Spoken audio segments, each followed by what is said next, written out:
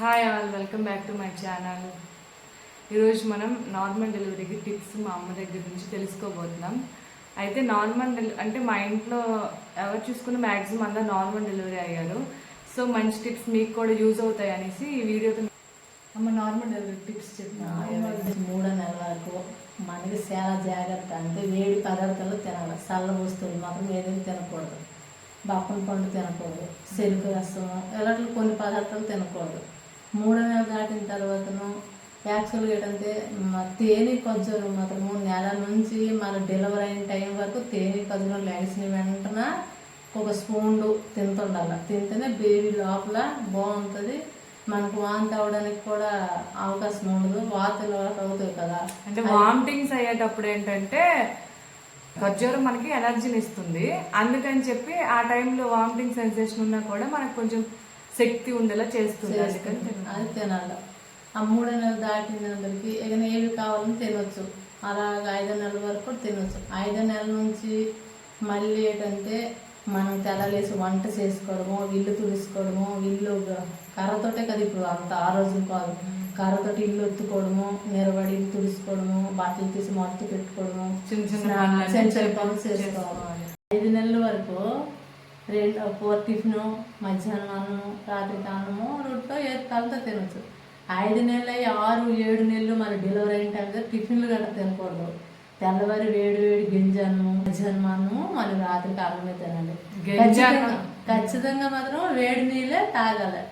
వేడి నీళ్ళు స్నానం చేయాలి. స్నానం చేసిన వల్ల ఏంటవుతుంది అంటే నడుము కాలు నొప్పులు అట్లా ఉంటాయి, పేక్కుంటుంది కనుక అది మరి పేక్ కంట ఫ్రీగా ఉంటుంది. కాలు నొప్పులు మరి వేడి నీళ్ళు తాగితే ఏంటంటే కడుపులో తొట్ట అదే బేబీ కొంచెం చక్క తిరుగుతుంది.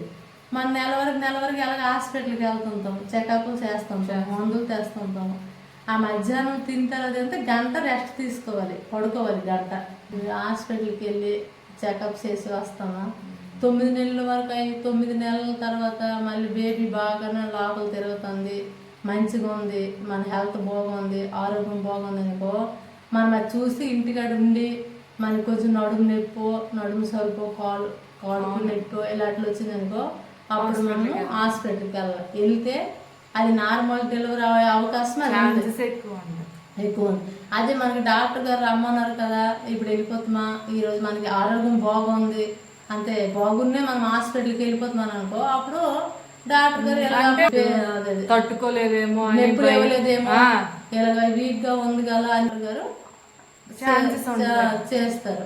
అదే మనకు ఆరోగ్యం బాగుంది, బేబీ లోన్ మంచిగా తిరుగుతుంది, అన్ని బాగుంది, మనకి కాలు సెల్పేయడము ఇలాంటి అన్ని కరెక్ట్గా ఉంది అంత మాత్రం మనకు కొంచెం నడుము నొప్పో, కడుపు నొప్పో ఏదో మనకు జాయి తప్పితే హాస్పిటల్కి వెళ్తేనే మనకి నార్మల్ డెలివరీ ఖచ్చితంగా అవుతుంది.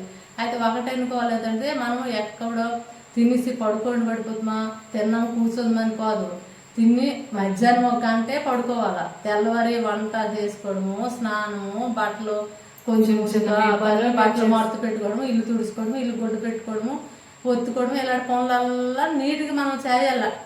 మా అమ్మ ఉంది కదా, మా అక్క ఉంది, మా చెల్లి ఉంది, దానికి మాత్రం ఎప్పుడు అలాగైనప్పుడు బేబీ కూడా లోన తిరిగి డిమ్ అయిపోద్ది.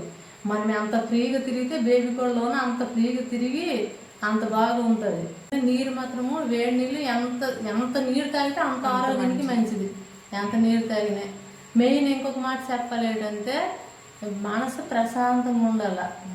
ఎటువంటి మైండ్లో పనికి రాకుండా మైండ్ ప్రెగ్నెన్సీ ఉన్నారు కాబట్టి ఎటువంటి పనికి రాకుండా ఆలోచన మైండ్ నీకు ఎంత రిలీఫ్ ఉంటే నీకు అంత రిలీఫ్గా ఆలోచిస్తే బేబీ కూడా డిమ్ అయిపోద్ది. మనం లాస్ట్కి మనం పడే బాధ మనం పడతాం కనుక అటువంటి బాధలు లేకుండా మానవ జీవితం ఎన్నో కష్టాలు ఉంటుంది. కష్టం లేని మానవుడు ఎవడు లేడు. కానీ ఆ టైంలో మాత్రం మనం అవన్నీ బుర్రలు ఎట్టకూడదు. సరే అమ్మ, థ్యాంక్స్, ఎంత మంచి టిప్స్ ఇచ్చినందుకు. Thank you for watching. Bye bye.